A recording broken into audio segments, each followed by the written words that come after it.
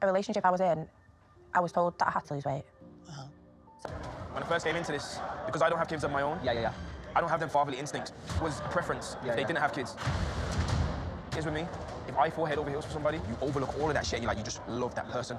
Me not having those fatherly instincts, and I think he understands where I'm coming from.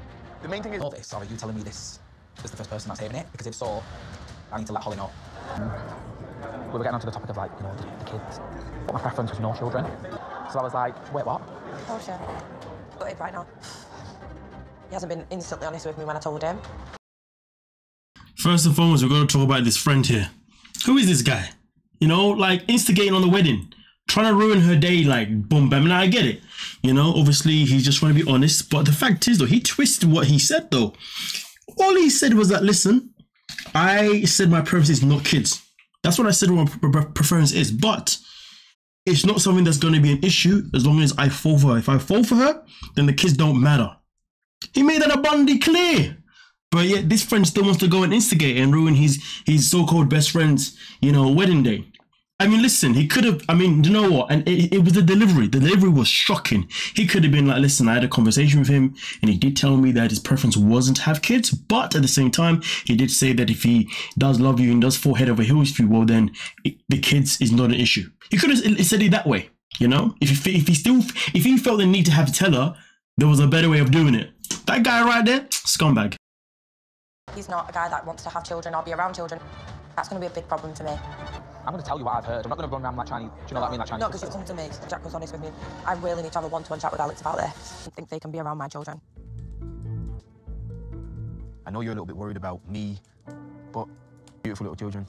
And I just want you to know that I'm here to embrace that. And after the connection that we've had today, I don't see anything that's going to stop us, to be fair. Boom. I like the fact that he was able to obviously have his say, and obviously he said it exactly the same way he told a friend. But yeah, that friend was moving mad. The fact that he thought it was okay for him to do that is crazy to me. She needs to watch out for that friend, because really and truly, unless it was the production team that told him to stir things up, you know, which I've got a feeling that this is who he really is, though, to be honest with you. He's got that sass about him, you know. And I feel like she needs to watch him, because boy, he might be part of the reason why she's been single for however long she's been single. But it was sad to hear at the very beginning that her past relationship, the person that she was with, was basically, you know, making comments about her weight. Now, don't get me wrong, sometimes you wanna motivate your partner to do better with their health. And sometimes, to be fair, depending on how sensitive it is for them, there is never a perfect way of how you can actually tell them, hey, I feel like you could do. But either way, though, I can imagine based on the way she's saying it, that however he went about it wasn't great. And I also understand that her ex also ended up pretty much knows a lot about him too. But nonetheless, though, let's get into the other couple.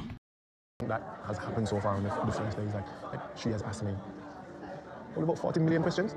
Overwhelming if it's too much too soon. It may be nerves, it may be excitement, it may be just wanting the person to be the right person right now. Yeah. Like, we've got time. Yeah. You know, like, so for him to say, oh, he's overwhelmed with questions, what do you expect? We've just got married.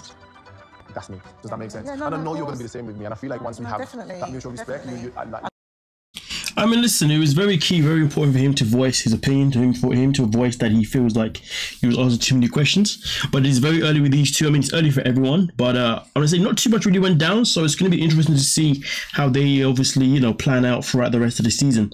I don't know if I see them working. I just don't know. I think a part of me right now says I don't see them working, but then another part of me says maybe they will find a way to balance each other out. So yeah, I have to wait and see. But nonetheless, though, this is obviously what I got from the most recent episode. Now, I do apologize. I wasn't able to do episode 4 purely because the site that I was using, you know what, cut a long story short, you can't screen record on freaking E4.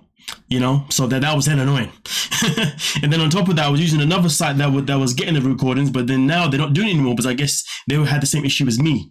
So yeah, I've had to find another way, which I have found. So moving forward, I should be okay to not miss any episodes, if you dig what I'm saying. But hey, yo, if I ever miss an episode, just know it's because I can't find the freaking recordings.